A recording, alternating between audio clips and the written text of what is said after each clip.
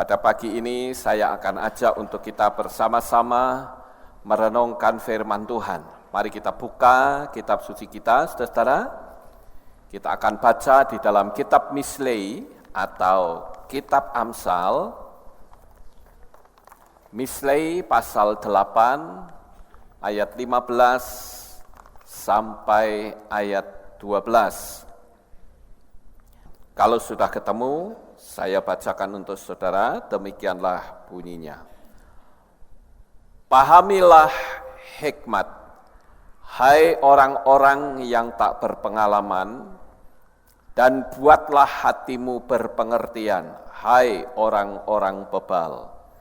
Dengarlah, sebab aku akan mengatakan perkara-perkara yang hebat, dan dari bibirku yang terbuka akan muncul perkara-perkara benar. Sebab mulutku akan mengatakan kebenaran, dan kefasikan adalah kekejian bagi bibirku. Segala perkataan mulutku ada dalam kebenaran. Di dalamnya tidak ada yang jahat dan yang berbelit-belit. Semuanya jelas bagi yang berpengertian dan benar bagi mereka yang menemukan pengetahuan. Terimalah didikanku dan bukan perak, dan pengetahuan lebih daripada emas yang terpilih.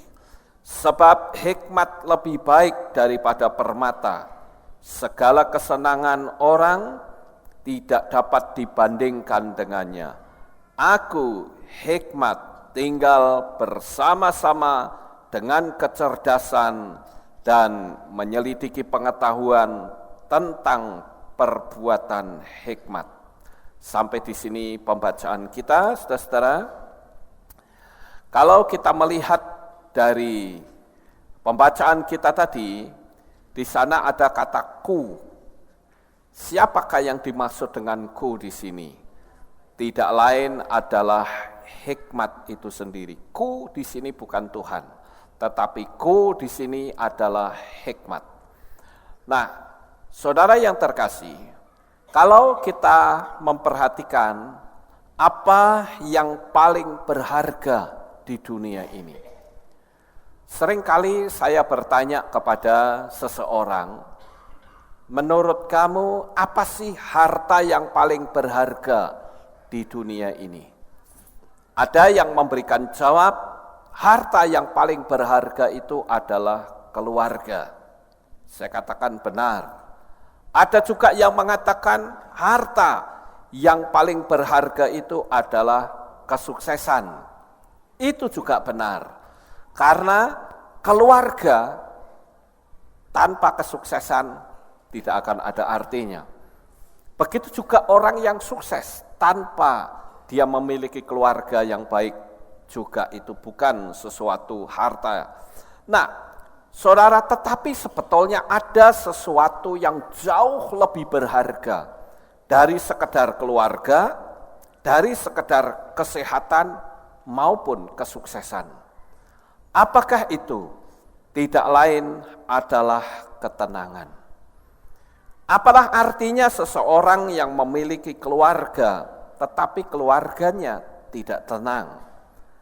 Apalah artinya orang memiliki kesehatan, tetapi sekalipun fisiknya sehat, tetapi mungkin jiwanya tidak sehat, tidak ada ketenangan? Apalah artinya kesuksesan kalau di dalam diri orang itu sendiri tidak memiliki ketenangan? Jadi, saudara-saudara, harta yang paling dicari oleh manusia saat ini adalah ketenangan. Karena ketenangan itulah yang membuat manusia itu bahagia. Coba kalau saudara berpikir sejenak atau merenungkan, apa sih yang dicari seseorang ketika dia bepergian ke satu daerah yang katanya bagus, misalnya pergi ke Maldives atau pergi ke Singapura atau pergi ke tempat-tempat yang jauh, Sebetulnya yang mereka cari itu adalah ketenangan. Dunia saat ini sudah tidak bisa disebut sebagai dunia yang tenang. Di mana-mana terjadi gejolak yang luar biasa. Tidak hanya ada di Indonesia, saudara-saudara, tetapi dimanapun. Coba kita cari negara mana di dunia ini yang tenang. Sebetulnya tidak ada. Karena kemanapun kita pergi, ke negara manapun, di situ pasti ada sesuatu. Saya ambil contoh, kalau kita melihat orang berkata, oh paling tenang itu di Swiss. Ada orang yang mengatakan begitu. Teman saya pernah berkata, wah saya beruntung ya, saya tinggal di Swiss. Negaranya tenang, teduh, tidak ada kerusuhan. Saya katakan betul, negara ini tidak ada kerusuhan. Tetapi ada sesuatu yang jauh lebih dahsyat. Kalau kamu melihat peristiwa yang ada di dekat mesin CERN, di Jenewa beberapa waktu yang lalu. Di sana ada opera memuliakan setan. Bahkan kalau saudara melihat, saudara bisa lihat, ditemukan itu videonya di YouTube. Yang negara yang nampaknya tenang, tetapi sebetulnya di dalamnya tidak ada ketenangan. Justru di situ dulunya menjadi pusat pemujaan dewa Apollo. Jadi coba kita mau cari, di mana sih ketenangan itu sebetulnya, saudara? Kalau kita mau menyelidiki, kita mau menyadari, ketenangan itu sebetulnya ada di dalam diri kita masing-masing. Saat kita berinteraksi dengan Bapa Yahweh, saat kita memiliki hubungan yang begitu manis dengan Bapa Yahweh, maka disitulah ketenangan yang sebenarnya ada di dalam diri orang tersebut. Nah, saudara yang terkasih, ketenangan adalah sumber dari kesuksesan. Sukses dalam karir, sukses dalam cinta, sukses dalam pendidikan, sukses di dalam segala-galanya, itu hanya ada jikalau orang itu sendiri ada di dalam ketenangan. Akhir-akhir ini sering sekali saya mendapatkan WhatsApp dari orang-orang dari luar sana. Mereka selalu menanyakan sesuatu. Bagaimana sih kita bisa tenang? Bagaimana sih kita bisa tidak bergejolak hati ini?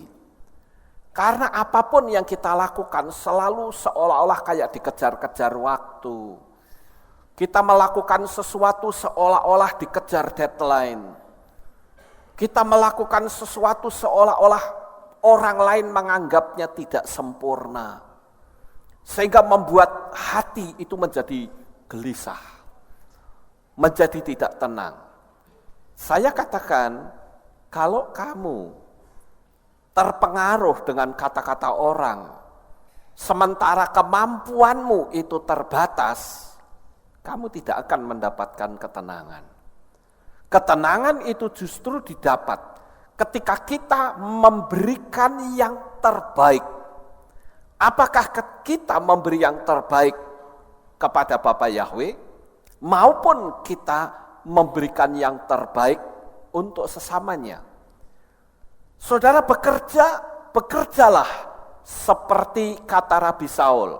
Ketika kita bekerja, seolah-olah kita bekerja untuk Tuhan. Ketika kita lakukanlah sesuatu seperti kita melakukan untuk Tuhan. Jadi kita memberi yang terbaik, saudara. Tetapi kalau toh hasilnya dikritik orang, hasilnya dilecehkan orang, jangan kita terpengaruh. Yang penting kita sudah memberikan yang terbaik. Nah, di sini letaknya adalah kemampuan kita sudah kita habiskan, sementara orang tidak puas dengan pelayanan kita. tentu hal itu akan menjadi permasalahan tersendiri. Oleh karena itulah tadi di dalam kitab Mislei, Tuhan menghendaki agar kita memiliki hikmat. Hikmat dikatakan tinggal bersama-sama dengan kecerdasan dan memiliki pengetahuan tentang perbuatan hikmat. Dan kalau kita melihat di ayat berikutnya dikatakan takut akan Yahweh adalah membenci kejahatan. Aku benci kepada kesombongan dan kecongkaan serta jalan-jalan yang jahat dan mulut yang menentang. Betapa banyaknya kita melihat orang-orang di luar sana. Begitu dia tidak puas, langsung mulutnya itu mengeluarkan kata-kata yang kotor, saudara. Nah, kalau kita mengikuti arus orang-orang yang seperti ini, bagaimana kita bisa hidup tenang? Apa yang kita cari juga kita tidak tahu. Nah, oleh karena itulah Bapak Ibu Saudara, ketenangan itu adalah menjadi satu sumber kesuksesan. Baik sukses di dalam karier, sukses di dalam bercinta, sukses dalam pendidikan, sukses dalam pekerjaan, sukses dalam segala-galanya. Tadi saya melihat di salah satu tayangan di YouTube, saudara-saudara, ada satu orang yang melakukan bunuh diri dan ditayangkan secara live. Siapa yang pernah lihat? Angkat tangan. Ya. Ada orang bunuh diri tapi ditayangkan secara live, saudara. Ceritanya di sana ada seorang suami istri, ya, namanya Pahinggar Indrawan. Dia memiliki 4 anak. Dan di dalam pernikahan itu sudah 17 tahun lamanya. Dan dia bekerja sebagai seorang supir online. Jadi saudara kan tahu sendiri kalau supir online itu kadang bisa dapat penumpang, kadang tidak. Jadi di dalam kehidupan sehari-hari ini, rupa-rupanya sang suami yang bernama Pahinggar Indrawan ini, saudara-saudara, dia terlalu bersahabat dengan kemiskinan. Sehingga suatu hari, istrinya itu meninggalkan dia bersama dengan anak-anaknya.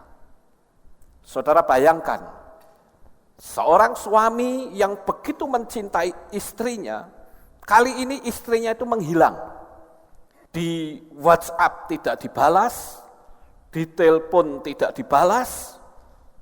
Rupa-rupanya dari keterangan tetangga, dikatakan bahwa jam 3 pagi itu terjadi keributan suami istri ini.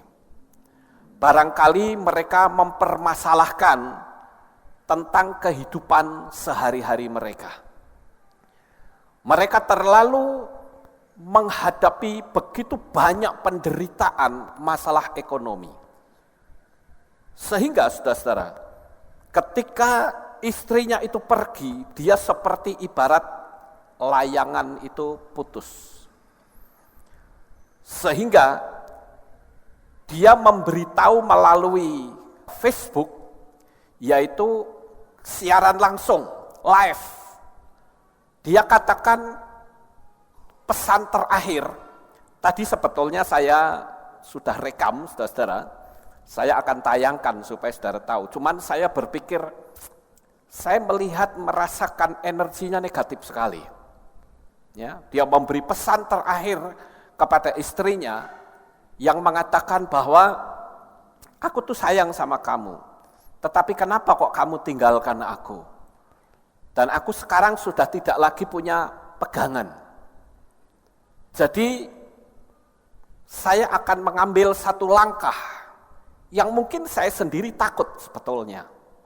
Tetapi apa boleh buat, saya akan lakukan itu. Dan dia ambil tali, itu plafonnya itu di atas kan ada belandar, itu ada kayu yang melintang itu, diikat, kemudian dikalungkan di lehernya, saudara-saudara. Dan waktu itu, dia katakan, inilah pesan saya yang terakhir untuk istri yang saya sayangi. Saya tidak tahu apakah dia lihat saya sedang seperti ini, atau tidak. Tapi setidak-tidaknya kalau tidak tahu dan tidak menghiraukan, anggaplah ini kata-kata saya yang terakhir. Lalu dia shoot, saudara, dia pasang video, kamera handphone dia taruh di sana, dia ngomong begitu. Lalu dia menggantung diri. Dia meninggal pada jam 1.30 siang. Tetapi ada satu hal yang saya pikir kurang pas ya di hati saya, yaitu para netizen. Orang-orang yang menjadi sahabat dia di Facebook, rupa-rupanya malah manas-manasi saat dia berbicara. Saya tahu waktu dia berbicara goyang-goyang kan berarti HP-nya masih dipegang, saudara. Ya. Itu ternyata dari netizen itu dia bukan memberikan support dia ketika dia mengatakan aku akan melakukan sesuatu. Apakah kamu anggap aku tidak berani? Terserah, aku sendiri takut, tapi apa boleh buat. Seharusnya para netizen itu memberi pemahaman. Tolong kamu jangan berbuat seperti itu. Tetapi ternyata yang saya temukan di situ, di komen-komennya, waktu dia live, malah banyak yang menantang, saudara. Kamu kan cuma pura-pura saja, ya. Masa kamu berani? Makanya dia ngomong, ya akan saya buktikan. Ya. Walaupun saya sendiri takut. Saudara, ada hal yang sangat disayangkan di sini adalah karena teman-temannya dia seharusnya itu mensupport, tetapi ternyata tidak memberikan dukungan. Nah, saya ingin kita sebagai anak-anak Tuhan perlu bertanya, kenapa sih orang ini kok begitu beraninya dia mengambil langkah seperti itu? Walaupun setelah dia mati, setelah dikubur, di situ videonya banyak ditayangkan, saudara-saudara. Kalau saudara pengen lihatnya, nanti lihat sendiri di rumah ya. Saya pikir energinya sangat negatif, jadi saya tidak akan tayangkan. Saudara bisa ketik di YouTube itu nama orang tersebut, nanti saudara akan temukan di situ videonya, saudara. Saat dia memberi pesan terakhir. Nah, apa yang saya bisa ambil kesimpulan dari kisah ini adalah ternyata teman-temannya itu bukan memberi support. Nah, ini yang saya katakan, kita berteman itu harus berteman dengan orang yang berenergi positif. Tapi kalau kita temannya itu energinya negatif, omongannya kasar, kata-katanya tidak jadi berkat, ya, suka menjelekkan orang. Nah, kalau kita berteman dengan orang yang seperti itu, maka sudah dipastikan ketika engkau mengalami benturan dengan orang tersebut, dia akan memperlakukan hal yang sama. Nah, Bapak Ibu yang terkasih, pada malam hari ini, saya katakan bahwa harta yang paling berharga di dunia ini, yang dicari oleh orang, itu adalah ketenangan. Kenapa Bapak Yahweh mengajarkan di dalam pengajarannya, itu kasihilah Yahweh Elohemu dengan segenap begitu. Baru setelah itu, kasihilah sesamamu manusia seperti dirimu sendiri. Karena sebetulnya kekuatan cinta kita kepada Bapa Yahweh itu harus di atas segala-galanya. Apakah itu di atas keluarga? Apakah itu di atas suami? Apakah itu di atas istri? Apakah itu di atas seorang sahabat? Apakah itu di atas pacar mungkin? Itu harus Tuhan itu nomor satu, saudara.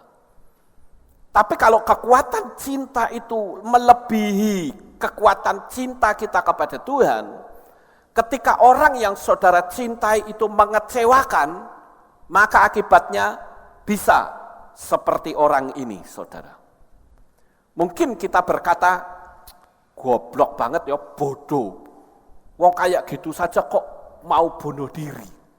Kita gampang menghakimi dengan berkata bodoh. Tetapi sebetulnya saudara, kalau kita mengalami sekali waktu saudara mencintai seseorang dengan kekuatan cinta yang paling besar, dan orang itu meninggalkan saudara, apa yang dilakukan oleh orang ini bisa terjadi. Karena sakitnya yang ada di dalam hati, itu jauh lebih sakit daripada dia harus menggantung diri. Kenapa ada orang, saya dulu sempat berpikir saudara, orang kok bodoh banget ya, kenapa kok berani nekat sampai naik ke atas tower dan menjatuhkan diri? Apa enggak wedi gitu loh, itu kan tinggi sekali, lihat ke bawah saja sudah kancilen saudara. Tetapi kenapa kok bisa seperti itu? Karena orang berpikir sakit yang ada di dalam hati itu jauh lebih berat daripada dia harus menggantung diri atau menjatuhkan diri. Saudara bisa lihat kalau berani ya, di YouTube, saudara ketik kata kunci, suicide. Saudara akan temukan begitu banyak orang-orang yang mati bunuh diri. Ada yang di stasiun, dia berdiri di pinggir gini, ini kan jalan kereta api, saudara. Itu kereta api kan masih cepat jalannya. Begitu sudah dekat, dia loncat ke depan.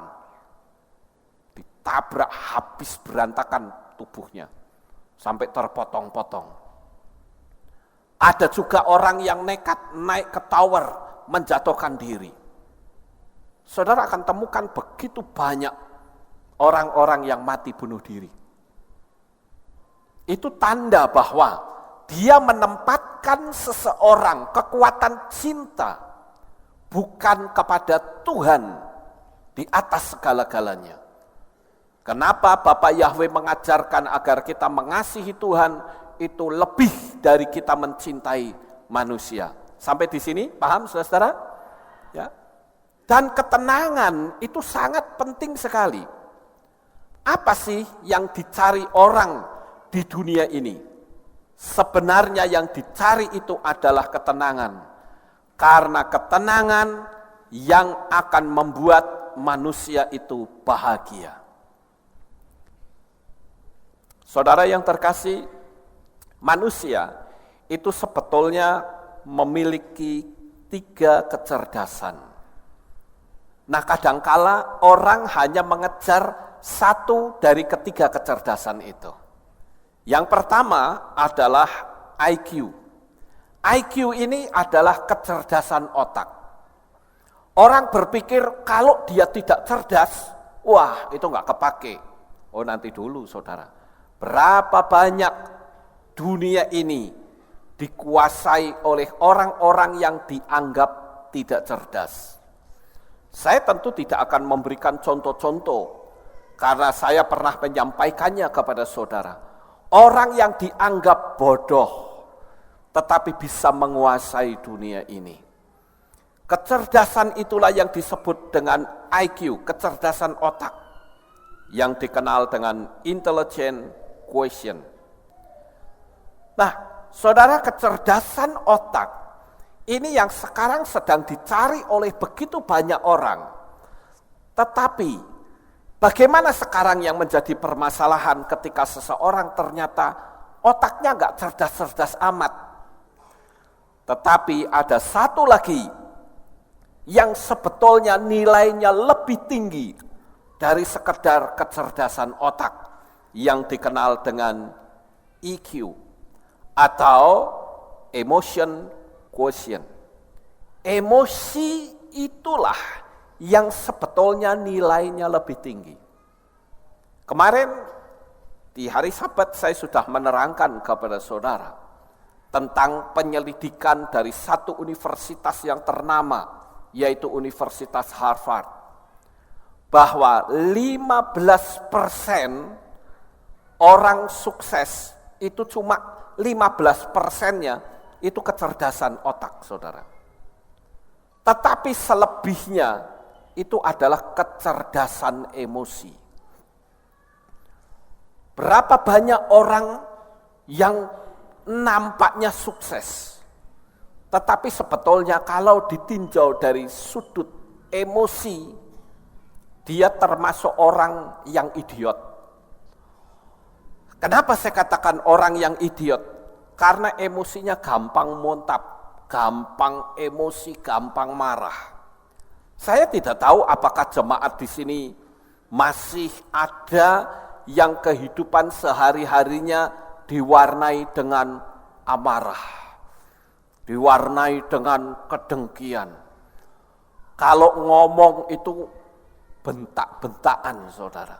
Itu sebetulnya satu tanda bahwa hati mereka itu sangat berjauhan. Coba kalau seseorang itu memiliki hubungan yang baik, jarak jauh saja orang sudah ngerti. Tetapi karena hubungannya tidak baik, berdekatan, ngomongnya bisa bentak-bentakan, saudara. Ada nggak di sini yang tiap hari itu tidak ada kata yang tidak marah? Ada nggak? Halo? Nah, kalau sekarang tidak ada, saudara ya. Karena kita ada di Kehilat. Tapi bagaimana kalau saudara nanti di rumah? Kadangkala emosi ini yang membuat seseorang itu gagal. Gagal memiliki hubungan dengan Bapak Yahweh. Gagal memiliki hubungan dengan orang tua. Gagal memiliki hubungan antara suami istri. Gagal memiliki hubungan antara orang tua dengan anak. Karena emosi. Emosinya itu bukan cerdas, tapi tumpul. Bahkan cenderung idiot, saudara. Yang paling diunggul-unggulkan itu hanya emosi, perasaan. Kalau dia tidak suka, orang baru ngomong 1-2 patah kata, ini sudah nyolot. Ini dunia kondisinya sudah seperti ini sekarang, saudara. Dan kalau kita tidak bisa mengendalikan emosi, saya berharap engkau berkarya pun tidak akan pernah bisa maksimal. Amin. Ya. Apapun yang saudara lakukan, yang saudara kerjakan, tidak memiliki hal-hal yang maksimal. Jadi kecerdasan emosi itu penting. Makanya saya taruh IQ itu di paling atas, yang pertama saya sebut. Karena ini sebetulnya yang paling rendah, saudara. Sementara banyak orang mengagungkan hanya kecerdasan otak saja. Tetapi kecerdasan emosi itu kadangkala orang mengabaikannya. Pernah sekali waktu ada orang interview bekerja. Tetapi karena sekali waktu ini bagian personaliannya itu sedikit memancing emosi orang itu. Memang dia cerdas, tapi begitu dipancing emosinya dia marah, saat itu juga out langsung. Belum sempat masuk pekerjaan, dia sudah gagal hanya karena emosi. Emosinya itu dipancing hanya apa? Sedikit direndahkan orang itu. Kamu kerja di sini tuh emang apa yang kamu sukai di sini? Kok kamu tiba-tiba bekerja di sini? Kamu tahu nggak? Kalau kamu itu sebetulnya begini, cuman dipancing saja, saudara. Begitu dia emosi nyolot, personaliannya cuma ngomong, maaf, tadi saya cuma mancing kecerdasan emosi kamu. Dan ternyata kamu gagal di sini. Kamu memang cerdas, kamu memang pandai, tetapi sayang, kamu idiot di dalam emosi. Jadi maaf untuk saat ini, kamu belum bisa kami terima. Gagal, saudara. Hanya karena apa? Emosi. Makanya saya tempatkan ini di sebelah sini. Ya. Ini yang paling rendah. Ini yang lebih tinggi. Ya. Kalau kita bisa menguasai emosi kita, ada dimanapun tempatnya, saudara pasti akan menjadi orang yang berhasil. Karena sebetulnya saudara, saya kan sering berkali-kali memberitahu bukan, ketika emosi kita sedang diaduk-aduk oleh seseorang, itu alam supranatural kita itu terbuka lebar. Ya.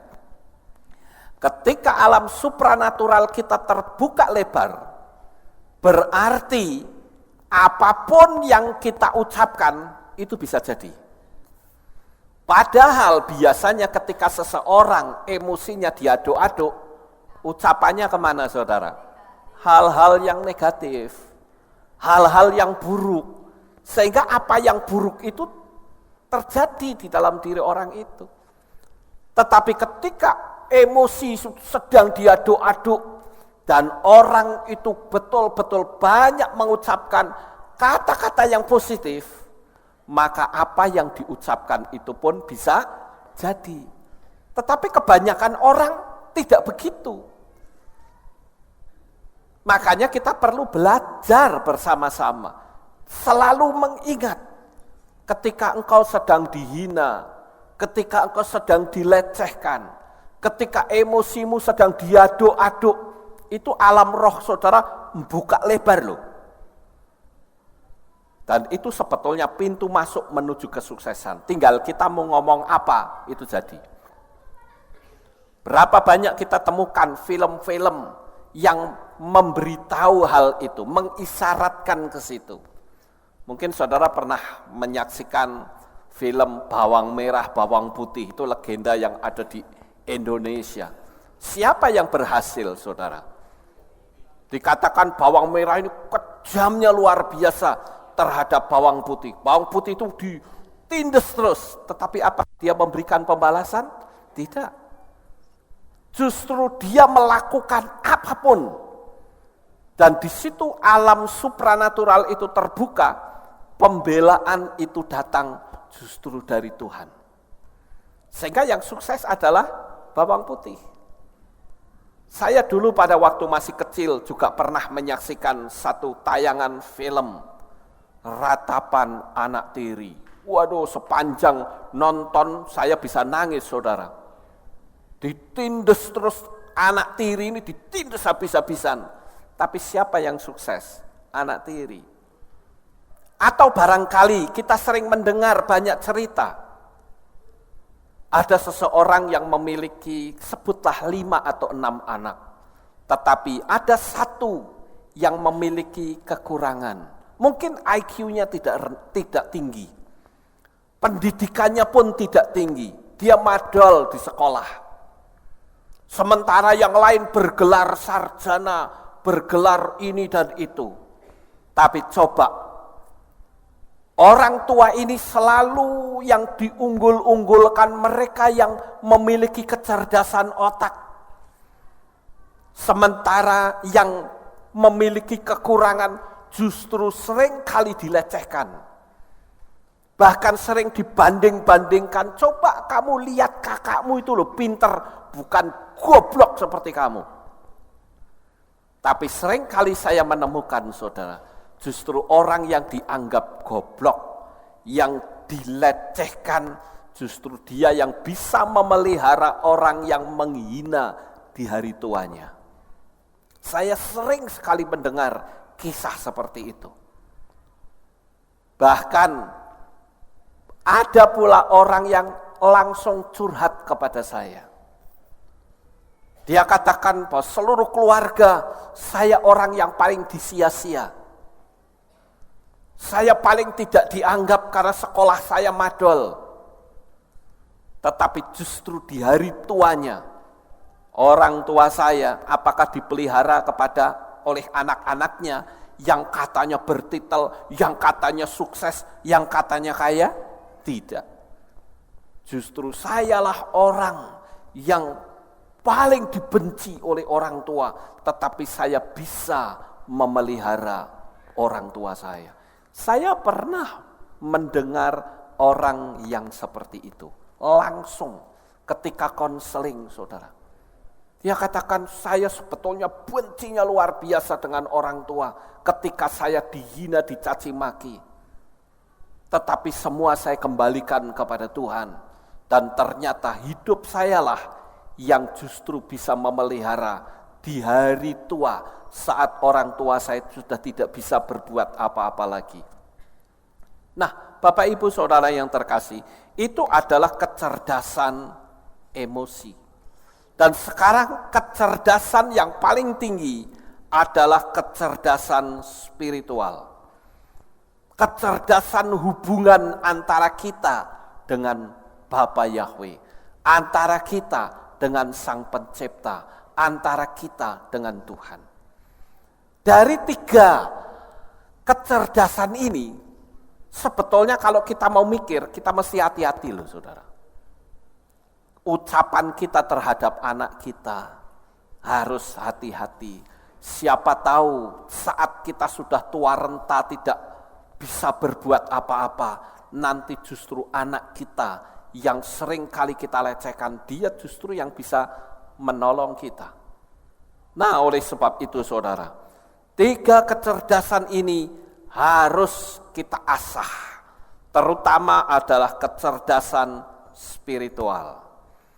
Karena melalui kecerdasan spiritual inilah, maka emosi kita bisa terkendali. Kalau kecerdasan otak, ini perannya itu sebetulnya tidak terlalu tinggi. Yang paling tinggi itu adalah kecerdasan emosi dan spiritual. Kalau orang pandai, tetapi tidak memiliki kecerdasan spiritual, begitu lihat duit banyak, ada kesempatan untuk ngambil, diambil tidak? Ambil. Karena dia tidak punya kecerdasan spiritual. Tapi orang yang memiliki kecerdasan spiritual, sekalipun dia sedang dalam keadaan butuh dan ada kesempatan untuk mencuri, dia tidak akan lakukan itu. Sampai di sini saudara bisa tangkap? Itulah hikmat saudara.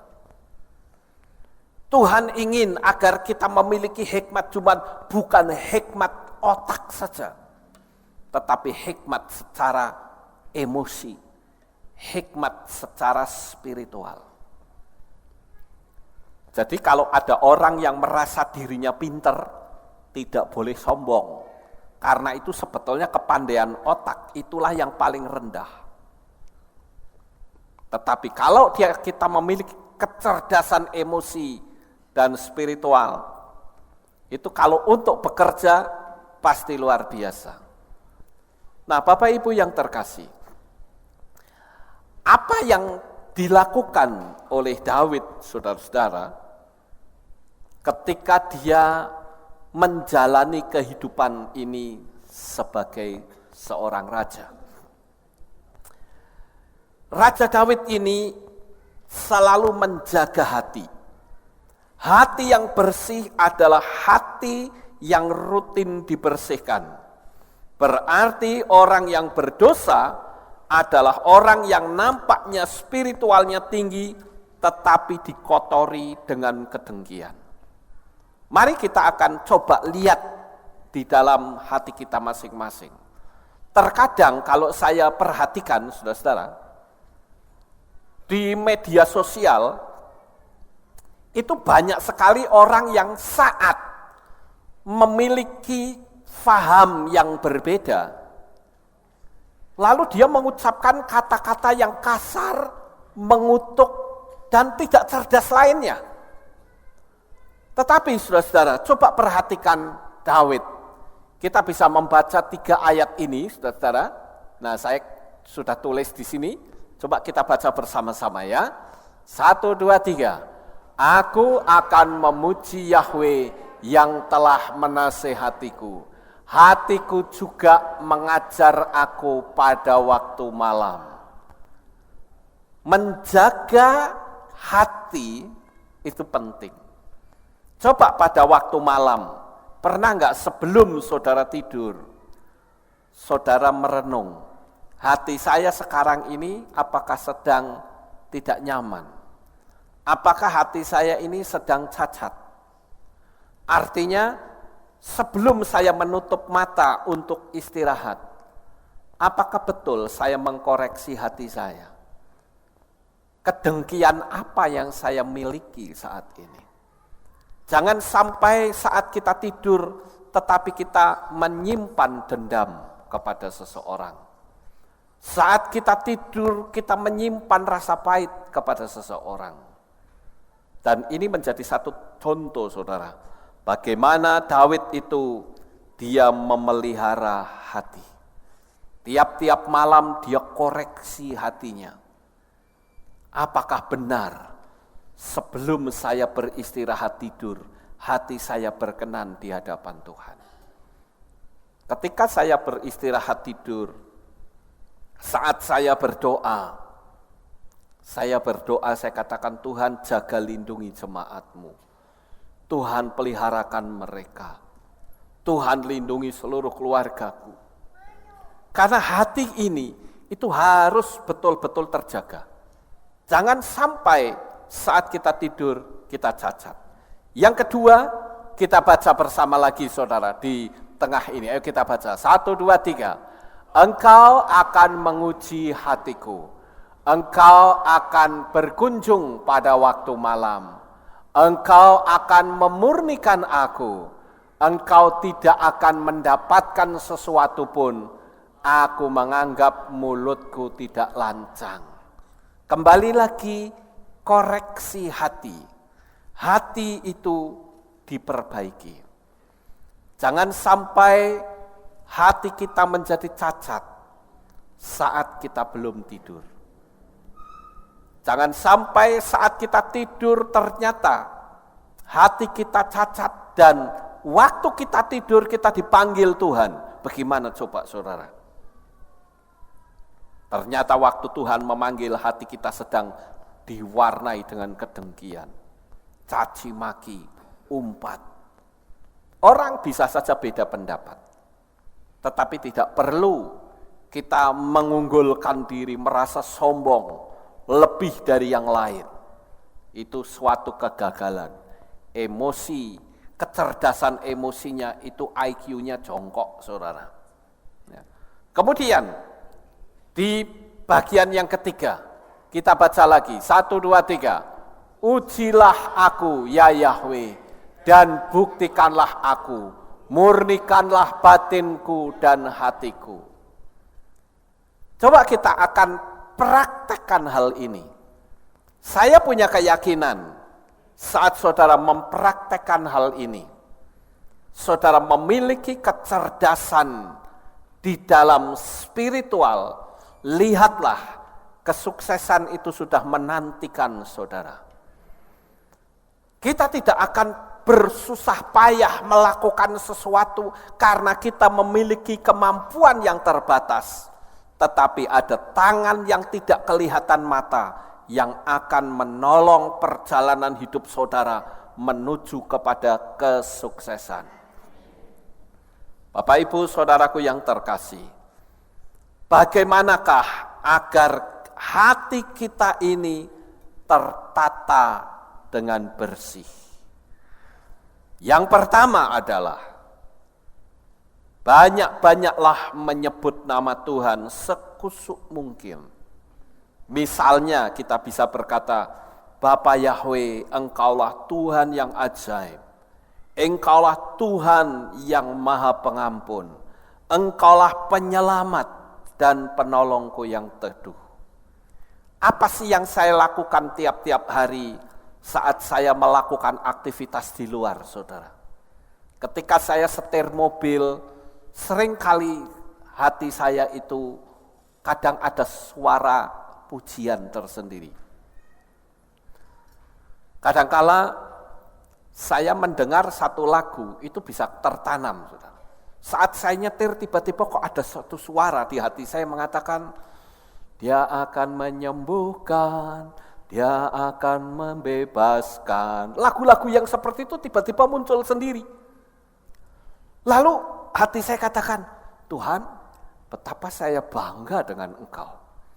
Coba kalau saya tidak mengenal namamu, bagaimana akhir hidup saya ini nanti?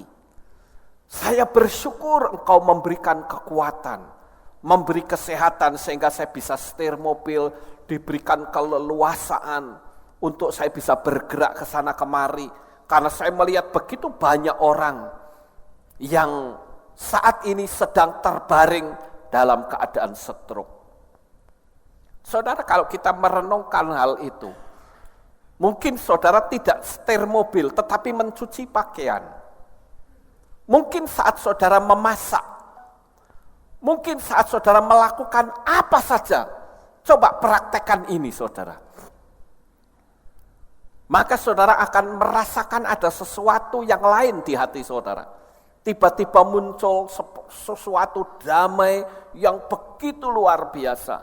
Sehingga hati itu diwarnai dengan luapan sukacita. Saya kadangkala saat setir dan mengucapkan banyak kata-kata yang seperti ini, tanpa terasa air mata saya bisa menetes. Saya merasakan kebanggaan tersendiri mengenal namanya yang kudus.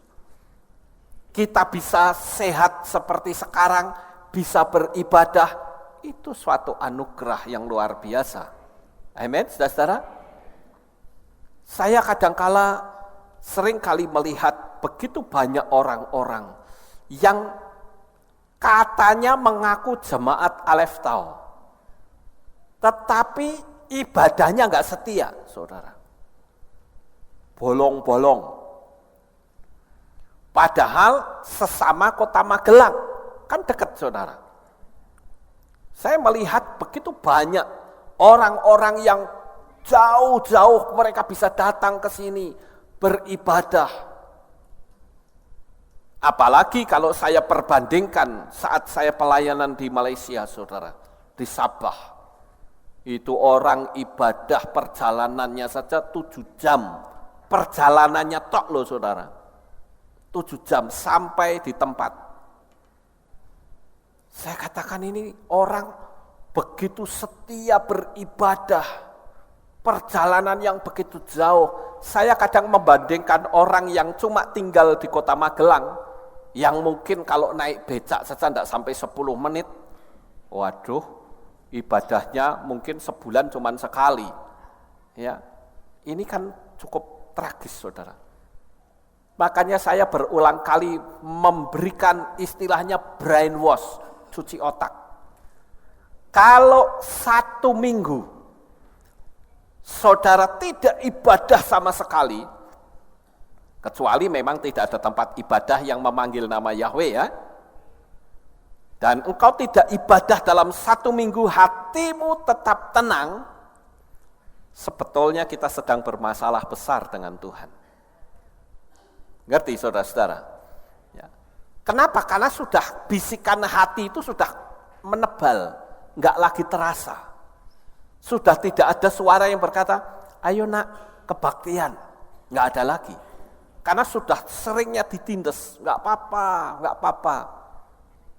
Jadi sekali lagi, ketika dalam 1 minggu, saudara tidak beribadah dan hatimu tetap tenang, engkau sedang bermasalah besar dengan Tuhan. Karena kalau kita mau membandingkan jemaat mula-mula, mereka ibadahnya itu setiap hari loh. Kita di sini bukan setiap hari. Kita pulang juga dekat, jalan kaki juga nyampe. Ya. Tetapi kalau sampai begitu malas ibadahnya, saya bisa mengatakan hatimu sedang bermasalah besar dengan Tuhan. Karena orang yang memiliki hubungan yang begitu dekat dengan Bapa, dia pasti gak akan betah kalau berlama-lama tidak ibadah. Apakah saudara pikir saya dulu waktu menjadi orang percaya, saat saya disebut sebagai orang Kristen, apakah saya punya cita-cita menjadi gembala sidang? Tidak. Tidak ada sama sekali. Saya bahkan punya cita-cita sebagai pendeta pun tidak. Saya tidak punya cita-cita apapun dan bahkan memiliki jabatan apapun. Yang saya sedang cari adalah saya menyukai beribadah kepada Tuhan. Hanya itu saja. Sehingga tiap hari saya selalu berusaha untuk ibadah. Tapi apa dikata? Dulu di Comal, di tempat saya ibadahnya cuma seminggu sekali. Jadi saya menunggu 1 minggu itu bisa terasa lama sekali. Kapan ya saya bisa ibadah lagi? Tapi kalau orang yang hatinya bermasalah, dia akan berkata, ya ibadah lagi. Padahal kan ibadah cuma 1 jam, 2 jam lah katakanlah. Tetapi untuk waktu 2 jam ini begitu seolah-olah menyita waktu hidup kita. Karena hati kita bermasalah. Padahal kalau saudara lihat jemaat mula-mula mereka beribadah tiap hari pun itu tidak 2 jam loh, bisa lebih mereka. Ya.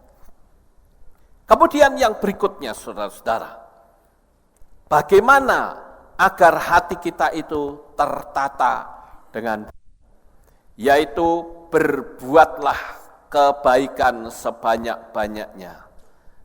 Dari apa yang kita lakukan, tanyakan pada diri sendiri, apakah ini termasuk berbuat baik? Dari ucapan kata-kata, dari sikap kita, dan dari cara berpikir kita.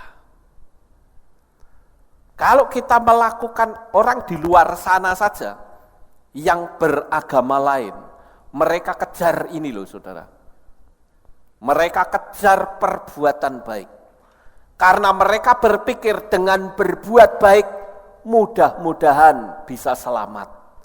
Nah kita ini bukan mudah-mudahan, kita sudah dipastikan mendapatkan keselamatan melalui darah Yeshua HaMashiach.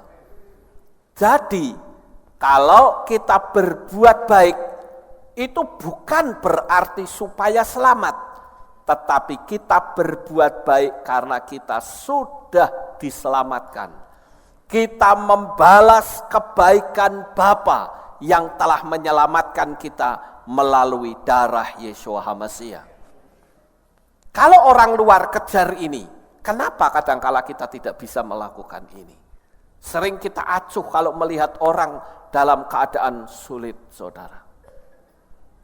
Oleh sebab itu, mari kita akan belajar melalui pemberesan hati kita di hadapan Tuhan. Kedatangan Sang Mesias untuk yang kedua kali sudah begitu dekat.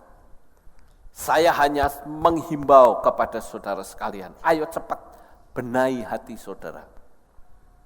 Yang belum dibaptis, ayo segera minta baptisan pembaharuan. Karena baptisan pembaharuan itu adalah metrai, stempel dalam nama siapa dulu kita dibaptis. Kenapa pada waktu saya mengenal Bapa Yahweh dan setelah saya mensosialisasikan nama Yeshua HaMashiach, saya berani dari mimbar ini menyatakan, lakukan baptisan pembaharuan karena saya bertanggung jawab atas keselamatan saudara. Kalau saya biarkan, saudara akan termetrai dengan nama sesembahan yang lain. Tetapi karena saya punya tanggung jawab besar, saya katakan kita bikin baptisan pembaharuan massal. Dan saya bersyukur jemaat mau menyadarinya. Jadi ayo cepat lakukan pembenahan di dalam kehidupan kita saudara, agar supaya kita menjadi orang-orang yang semakin berkenan di hadapannya. Yang berikutnya saudara-saudara, yaitu berpikiran positif. Berpikiran positif adalah bukti dari kecerdasan rohani seseorang. Karena kalau rohaninya baik, dia akan mempengaruhi ke bawahnya saudara. Emosinya akan terpengaruh juga oleh kerohanian yang tinggi. Nah, dalam 2 minggu ini, saya akan menetapkan kepengurusan yang baru di Kehilat. Karena sudah 3 tahun. Saya sudah diingatkan oleh beberapa orang, ya, Dikatakan bahwa ini sudah waktunya pergantian kepengurusan. Karena sudah 3 tahun, kita kan punya masa, ini 3 tahun saudara. Dan saya katakan, kita harus berpikir positif. Karena di dalam kepengurusan nanti, ada yang masih tetap saya pertahankan, dan ada yang saya rolling, ada pula yang saya ganti. Tapi kalau orang yang pikirannya negatif, akan berkata apa? Oh, aku wis ora kanggo. Iya toh, saudara? Betul toh? Itu orang yang pikirannya negatif. Padahal buktinya saya dari dulu tidak pernah berpikir seperti itu. Hari ini untuk kepengurusan waktu ini saya ganti. Tapi nanti di kemudian hari saya pakai lagi. Itu bukan berarti saya enggak ngangguk ke saudara. Hanya kitanya yang pikirannya negatif. Orang yang pikirannya negatif itu ya kayak berpikir pendek ya, picik pikirannya. Jadi ketika diganti, dianggap tidak terpakai. Tapi kalau orang yang pikirannya positif, bagaimana saudara? Karena memberi kesempatan yang lain. Ya, saya tidak duduk dalam kepengurusan, tetapi saya tetap bisa berkarya. Yaitu apa? Menopang dari belakang. Ya toh? Kasih kesempatan yang lain. Begitu nanti yang ini kok kurang pinter, saudara yang punya pengalaman ngasih tahu. Ini harusnya begini. Itu orang yang berpikir positif. Ngerti saudara-saudara? Makanya saya kasih tahu ini dulu nih. Supaya jangan kalau nanti saya ganti, terus mutung. Tahu mutung? Ya, nggak mau lagi ke kehilat. Katanya, oh Pak Lukas orang ngangguk kayak aku. Lah ini kan picik pikirannya saudara. Di tempat ini nggak ada pola begitu. Justru saya ingin ayo kita layani pekerjaan Bapak Yahweh ini. Jadi kalau saudara tidak lagi menjabat secara formal, berarti saudara sebetulnya naik tingkat. Kenapa? Karena memberi kesempatan yang lain untuk maju, saudara membackup di belakang. Paham tidak ini saya ngomong saudara? Ya. Karena jangan sampai nanti kepengurusan yang baru ini orang berpikir negatif. Ya. Saya dari dulu pernah sering saya ditanya orang ya. Kalau menurut saudara, saya ini berorganisasi nilainya berapa? Tahu saudara? Saya berorganisasi itu nilainya kalau dihitung nilai 1 sampai 10, nilai saya itu 1. Nilai 5 saja merah ya, nilai saya itu 1. Saya sebagai ketua sinode itu enggak terlalu berpikir ke sinode, enggak. Saya hanya berpikir pokoknya pekerjaan Tuhan itu jalan. Itu loh. Ada orang yang organisasinya pinter, harus begini, harus begitu, harus begini, harus begitu. Kalau saya mah enggak begitu saudara. Fleksibel. Yang penting pekerjaan Tuhan jalan. Itu prinsip saya. Makanya banyak orang yang mengecam, yang mengatakan Pak Lukas ki ora ngerti organisasi. Memang. Dan saya akui, saya tidak ngerti, bahkan tidak pinter berorganisasi. Yang saya ngerti pokoknya orang melayani pekerjaan Bapak Yahweh dengan sukacita. Itu saja. Ya? Ya, boleh beri tepuk tangan untuk Tuhan. Di dalam rapat sinode, kadangkala saya suka dikritik. Dan kalau sudah dikritik begitu, saya bilang saya memang tidak pandai berorganisasi. Jadi kalau mau jadi ketua sinode, ya monggo silahkan. Tapi waktu tak tawari, tidak ada yang mau. Kan repot saudara. Ya toh? Enggak maunya itu karena enggak pede atau apa, saya enggak tahu saudara. Tapi saya beritahu, saya jujur di depan saudara. Kalau soal organisasi, nilai saya cuma 1. Nilai 5 saja merah ya saudara. Dulu saya sekolah, saya ingat rapot saya itu, waduh, yang hitam cuma 1, semuanya merah semua saudara. Waktu kelas 3 SD, itu guru saya sampai ngomong gini, kamu sekolah bodoh banget, ya, merah semua, nanti dirubah, ya, sampai rumah kamu dirubah. Begitu sampai rumah saya beli step tinta, tak step satu-satu saudara.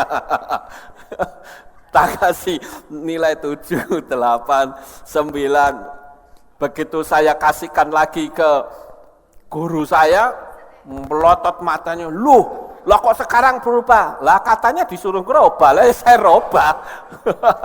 Saking gobloknya ya saudara. Ya itulah. Goblok atau tulus sebetulnya ini? Atau tulus bersembunyi di balik kegoblokan. Ya. Tapi itulah saya akui secara jujur. Dalam soal berorganisasi, nilai saya cuma 1.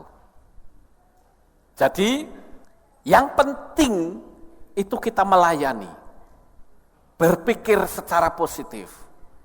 Ya. Makanya selama saya jadi ketua sinode, mana ada rapat ini, rapat itu, rapat ini, rapat itu. Dulu saya punya organisasi yang lama, tiap 3 bulan rapat, 3 bulan rapat. Tapi di dalam rapat isinya berantem melulu, saudara. Saya ingat dulu pada waktu ada gereja Betani muncul, pendeta-pendeta ini ribut, ya, mempermasalahkan. Ya. Sementara pendeta pada ribut, saya angkat tangan ya, di forum organisasi lama dulu ya. Saya angkat tangan. Saya bilang, maaf Pak Pendeta, saya mau memberitahu, mau ngomong nih. Setiap kali rapat selalu ribut ketika ada Betani muncul. Apa sih yang ditakutkan? Saya bilang begitu. Kenapa mesti ribut? Harusnya kita bersyukur dong. Kalau ada gereja baru saja di depan gereja saya orang pertama yang kasih tanda tangan, tanda setuju kok. Karena waktu itu Tuhannya sama, saudara. Kalau sekarang mah enggak, ya, enggak mau saya tanda tangan. Kecuali kalau orang mau buka kehilat, nama Bapak Yahweh di depan situ, lah saya mau dukung. Ya. Kenapa? Karena tidak semua orang suka ibadah di sini. Ya, yang enggak mau ke sini, bolehlah di depan. Tapi yang disembahkan sama. Ya toh? Jadi kita tuh enggak perlu kaku-kakunan di dalam berorganisasi. Nah sekali lagi saudara, berpikirlah secara positif. Saya selalu tekankan ini agar saudara itu jangan gampang menganalisa yang negatif. Aku wis ora kanggo kok nang Alef tau. Ya wis sak karepku to, aku meh apa sak karepku to. Ini orang yang berpikir negatif, saudara. Dan orang-orang yang seperti ini saya katakan engkau sulit untuk jadi orang sukses. Karena pikiranmu negatif. Tapi kalau orang yang berpikir positif, ikuti pola pikir saya. Saya selalu mengatakan yang tidak saya pakai, istilah tanda petik saya pakai, itu bukan berarti saya singkirkan. Tapi sebetulnya secara dunia alam supranatural naik jabatan. Kenapa? Karena orang yang baru itu harusnya dibimbing. Yang sering saya lihat di mana-mana, ya sekali lagi di mana-mana. Kalau tadinya menjabat tetapi sekarang tidak menjabat, semakin setia atau tidak? Tidak. Itu yang terjadi, saudara. Selalu mulai tidak kelihatan. Kalau ditanya, lo kok enggak apa? Kan aku sudah jadi ketua. Iya toh? Ya terserah aku dong. Wah, aku sudah tidak jadi ketua. Itu artinya orang yang tidak tanggung jawab. Kalau ada kepengurusan baru, kan saya lantik, betul nggak saudara? Tetapi pernahkah saya melantik penggeseran itu? Tidak. Saya nggak pernah melantik, ya sekarang si A, si B tidak saya pakai, saya lantik, mulai sekarang kamu tidak lagi pelayanan ya. Tidak. Pelantikan itu hanya untuk menjabat. Tetapi setelah menjabat, dia tetap punya tanggung jawab yang tidak pernah berubah di hadapan Bapa Yahweh. Karena saya tidak ada pembatalannya. Ingat itu saudara. Ya, sama seperti orang menikah. Orang menikah selama tidak ada pembatalan perceraian, dia tetap statusnya hukumnya suami istri di hadapan Tuhan. Paham saudara? Ya. Sedangkan perceraian pun tetap hukumnya sama. Ya. Karena sudah diberkati dalam nama Yahweh. Jadi sekali lagi saya tekankan ini agar nanti kalau ada pergantian jangan berpikir negatif, tapi yang diganti tolong di backup itu yang baru gitu loh. Artinya saudara naik pangkat itu. Ya. Sampai di sini paham saudara? Nah, sekarang saya akan lanjutkan. Namanya juga pelayanan. Melayani banyak orang itu menghadapi macam-macam karakter. Ya toh, jemaat kan macam-macam karakternya saudara. Waktu saya di belakang sana, saat selesai ibadah, ada jemaat kalau salaman itu cuma ditempel ketok tangan itu. Ya. Ada yang pada waktu jabat tangan, cek, kucuk. Ya. Ada yang begitu salaman, cek. Jangan sampai ketika saudara diregem, tidak boleh begitu saudara. Masing-masing orang itu punya karakter. Dari caranya orang berjabat tangan, saya bisa ngerti karakter. Karena sekalipun saya melayani secara rohani, saya banyak belajar ilmu jiwa. Ya, karena saya melayani banyak-banyak jiwa saudara. Orang yang begitu jabat tangan, cek, wah kenceng luar biasa, itu sebetulnya jiwa persahabatannya itu tinggi. Tapi ada orang yang kalau salaman cuma ditempel tul. Itu dari situ. Ini menurut ilmu jiwa loh ya. Kita sudah tahu karakter seseorang. Tapi nanti karena sudah dengar begini, wah ngorek salaman kalau Pak Luka tekel yang kenceng biar saya bisa dianggap orang yang bersahabat. Jadilah apa yang saudara miliki. Jadi jangan sampai ketika nanti salaman, namanya ngelayani orang banyak, sebagai asyir, diregem tangannya, terus langsung dikipatnya, salaman kok diregem. Tidak boleh gitu saudara. Ya. Tapi buatlah orang lain itu nyaman. Ya. Justru ketika mereka berjabat tangan dengan kita, saya kalau jabat tangan dengan jemaat, hati saya itu senang sekali.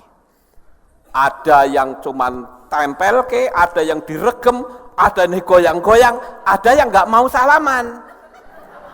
Ya, macam-macam kan. Tapi apakah saya bilang salaman itu orang gelem, ngeluyur, macam-macam loh karakter jemaat itu. Nah kalau kita nggak ekstra sabar, nah orang Jawa bilang tuh apa? Dawa ususe, saudara. Panjang ususnya. Itu kita stres melayani jemaat. Ngerti? Ini saya kasih begini ini sebagai persiapan nih. Karena saya sudah siapkan, ya ini saudara Jimson sudah tak suruh bikin bagannya ini. Ya. Karena memang saya nggak bisa organisasi, dia lebih pinter, bikin, saya bilang, dia sudah bikin. Ya. Jadi ini yang bikin siapa? Jameson, bukan saya, saudara. Saya cuma lihat, oh kok apik ya. Ya sudah, bagus kok. Ya. Nah ini yang saya ajarkan kepada saudara, saling mengisi. Ya. Jadi harus punya ekstra kesabaran. Kemudian yang kedua, semua masukan jemaat itu harus diterima dulu, kemudian diolah dengan baik, karena bisa saja ada masukan yang saling bertolak belakang. Jemaat kan kadang usul ini, usul itu. Saudara tampung aja dulu. Lalu saudara renungkan mana yang akan dipakai. Saya juga ingatkan kepada jemaat. Kalau saudara usul sesuatu kepada salah satu pengurus, tetapi ternyata tidak diterima, jangan mutung. Berarti ada banyak faktor. Saudara kan taunya aku usul begini. Ya toh? Tapi kan yang mengolah kan kepengurusan. Gitu loh. Dan saya beritahu saudara, kita belajar untuk tertib sekalipun kita belum pinter-pinter amat dalam berorganisasi. Contoh, di sini sudah ditetapkan bahwa siapapun yang mau menikah itu dia harus beribadah di sini minimal berapa? 3 bulan. Semua orang sudah tahu, saudara. Jangan sampai dadaan. Nggak tahu deh kalau dadaan itu ada apa, saudara. Ya kenapa saudara tertawa? Ya. Jangan sampai dadaan, lalu saya diancam. Ya nek, Pak Lukas tidak bisa memberkati, ya sudah, banyak kok yang bisa memberkati. Wah, itu ngancam namanya, saudara. Ini mesti ngerti. Kemudian bagaimana dalam masalah kematian? Di sini jemaat yang katakanlah dalam tanda petik kurang memiliki kemampuan finansial, itu mendapatkan support peti mati, saudara. Tapi yang beribadah di sini. Lah kalau anak saudara tidak beribadah di sini gimana? Dapat atau tidak? Tidak. Lalu jangan sampai ngusulkan ke bagian kepengurusan kematian, anakku mati, aku minta peti. Terus bagian pengurus bilang, oh enggak bisa, kamu tidak punya kasih ya. Aku sudah dalam penderitaan anakku mati ngei peti kok ora gelem. Jangan gitu, saudara. Paham? Ya. Ini saya perlu kasih tahu secara detail kayak begini supaya saudara itu paham gitu loh. Ya. Makanya supaya dapat sumbangan peti, ajak anaknya ibadah di sini. Gitu loh. Lah kalau saya sih, kalau mati nggak usah dikasih peti juga nggak apa-apa. Mau digulung pakai mori, geletak di situ juga nggak apa-apa, ya. Tapi saya kasih tahu loh, penguburan yang sempurna itu menurut kitab suci itu sebetulnya tanpa peti mati loh, saudara. Ya toh. Cuman kan kita nggak seperti itulah, nanti kayak lemper gitu ya. Ya. Kita nggak lah seperti itu, saudara. Kita tetap pakai peti. Cuman ya pakai aturan main gitu loh. Ya, yang beribadah di sini yang dapat jatah peti mati. Jadi kalau saudara mengusulkan anak saudara lalu ditolak oleh pengurusnya, jangan saudara bilang, bener kan? Ki pengurus sing anyar iki mang kurang ajar. Nggak boleh gitu. Ya, karena semua ada aturan main di dalamnya, saudara. Amin.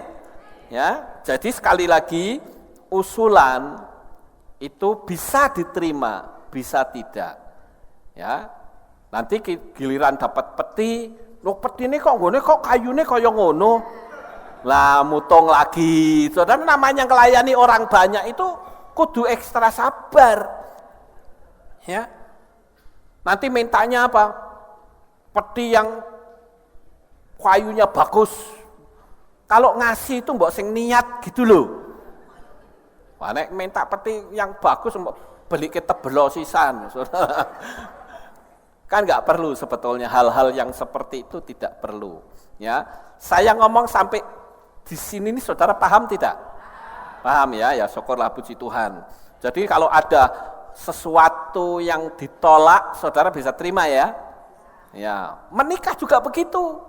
Ya, baru 2 bulan ngejar-ngejar, apalagi mohon maaf kalau pasangannya tidak seiman dengan kita. Kalau pernikahan saya paling hati-hati saudara, karena itu menyangkut hukum luar. Ya, seperti beberapa tahun yang lalu ada seseorang dari gereja lain loh ini, dari gereja lain minta menikah di sini. Oke, saya layani. Ya.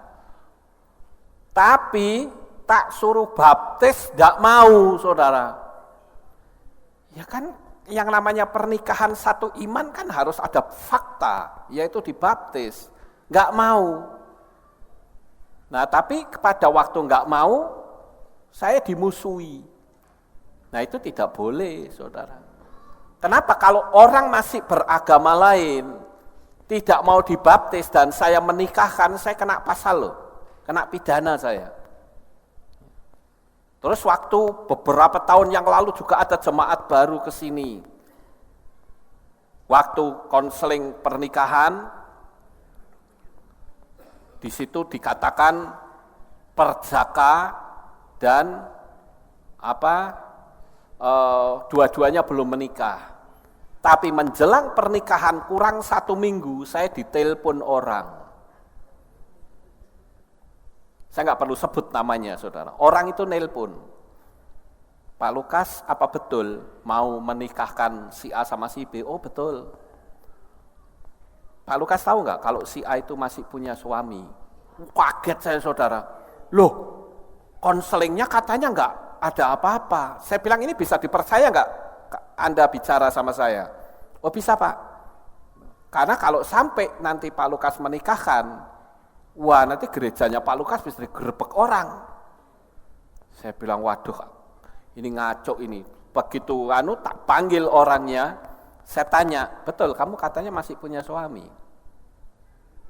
Pak Lukas kok tahu? Berarti kamu ngapusi saya ya? Saya bilang pernikahanmu saya batalkan dulu, nggak bisa. Ya. Karena ini saya bisa kena pidana, saya bisa dituntut di pengadilan loh saudara. Ini masalah hukum luar, bukan hukum di kehilat kita. Ya, jadi kita mesti hati-hati. Kemudian saya lanjut saudara. Yang ketiga, bersifatlah netral dan bijaksana dalam menghadapi masalah. Netral, harus ada di sudut netral.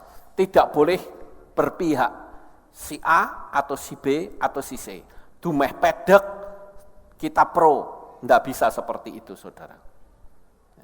Kita harus ada di sudut yang netral.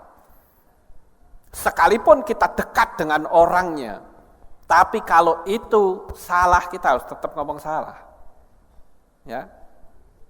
Kemudian yang berikutnya, orientasi pelayanan adalah untuk menyenangkan hati Bapak Yahweh dan bukan mencari pujian dari manusia, baik itu sesama pelayan maupun gembala.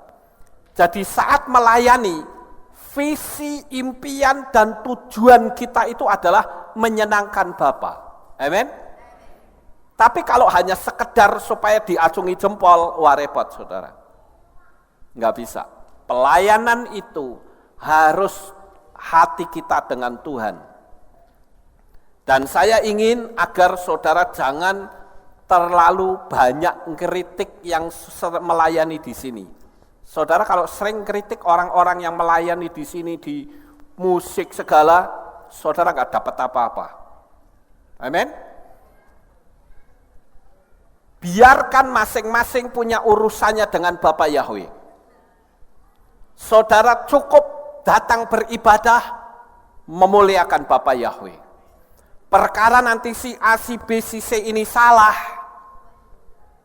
jangan saudara pusingkan. Itu masih manusiawi. Yang penting masih bisa diajak berdialog, masih bisa diperbaiki, jalan terus. Ya, karena orang mendapatkan pelayanan itu suatu kemurahan yang luar biasa. Ya, jadi jangan sampai saudara gampang ngeritik semua pelayan-pelayan yang melayani di situ. Kalau tidak suka kasih tahu kepada pimpinannya. Ya, ini kok masih begini, biar nanti yang menegur adalah pimpinannya. Ya.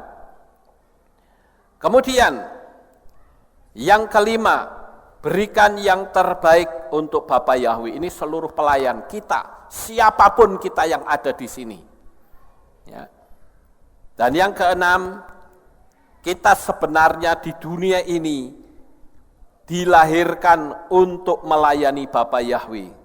Dan bukan sebagai pengangguran setelah diselamatkan. Saya ingin Bapak Ibu Saudara betul-betul melayani dengan segenap hati. Saudara yang punya skill main musik, ngacung, kasih tahu, saya bisa main musik, saya akan bergabung. Layani saudara. Ya. Jadi kalau kita bisa melayani, itu upahnya besar di Samayim nanti. Gitu loh. Artinya begini saudara, saya sering berkata, jika orang tahu bahwa jerih lelahmu dalam pelayanan akan menghasilkan kemuliaan yang begitu luar biasa di Samayim, orang akan berebut menggantikan kedudukan saudara. Tapi karena kita masalahnya nggak tahu nanti di sana upahnya itu macam apa. Tapi kalau kita tahu upahnya itu dahsyat, saudara tidak akan jadi pengangguran. Saudara pasti akan melayani, walaupun saya tahu bahwa yang namanya pelayanan tidak terbatas di mimbar dan panggung ini. Di luar saudara bisa melayani juga. Tapi saya ingin sekali lagi, bagi saudara yang nanti memang tidak mendapatkan tugas lagi, berarti saudara naik pangkat untuk membimbing orang yang baru. Paham tidak saudara? Ya, bimbinglah mereka yang baru. Jadi tidak ada di kehilat kita itu istilah ora kanggo, nggak ada istilah begitu. Ngerti? Ya, jadi kalau kita paham seperti ini, saudara akan nyaman, karena kita ini kan satu keluarga. Ya toh? Jadi jangan sampai saudara berpikir negatif. Kalau di luar mungkin seperti itu, ya monggo silahkan di luaran yang seperti itu. Tapi di tempat ini tidak. Karena faktanya banyak orang-orang yang dulu tidak saya cantumkan, tapi saya pakai lagi. Banyak, gitu loh. Ya. Jadi sekali lagi saya memberi nasihat ini, karena dalam 1-2 minggu ini sudah ada nama-nama yang masuk nanti saya umumkan. Ya, dan saudara tinggal dukung saja, bawa dalam doa supaya semakin lebih banyak lagi orang-orang yang melayani pekerjaan Tuhan. Sukses besar untuk saudara, Bapak Yahweh memberkati. Haleluya.